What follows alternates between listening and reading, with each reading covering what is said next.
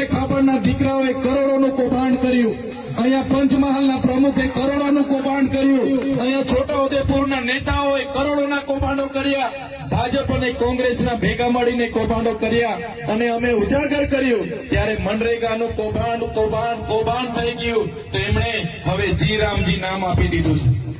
જાણો છો ને બધા?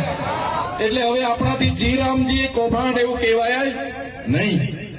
ત્યારે સાથીઓ, રામ તો આપણા હૈયે વસે છે એવું આપણા સંતો મહંતોએ કીધું છે. ત્યારે આ ભાજપની સરકારને કહેવા માંગીએ છીએ કે મનરેગાનું નામ બદલવાથી તમારા કૌભાંડો અમે ભૂલી જવાના નથી. આવનારી તાલુકા જિલ્લા પંચાયતોમાં એ કૌભાંડોનો જવાબ તમને મળી જવાનો છે.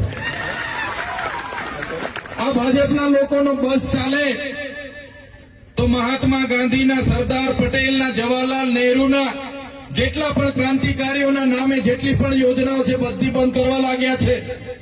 મને લાગે છે અમનો બસ ચાલશે, તમે ને અમે જાગૃત નહીં થશું તો આવનારા દિવસોમાં આપણી જે ચલણી નોટો છે ને 500, 100, 200 એમાં પણ દાઢીવાળા બાબા આવી જશે. આવશે કે નહીં આવશે?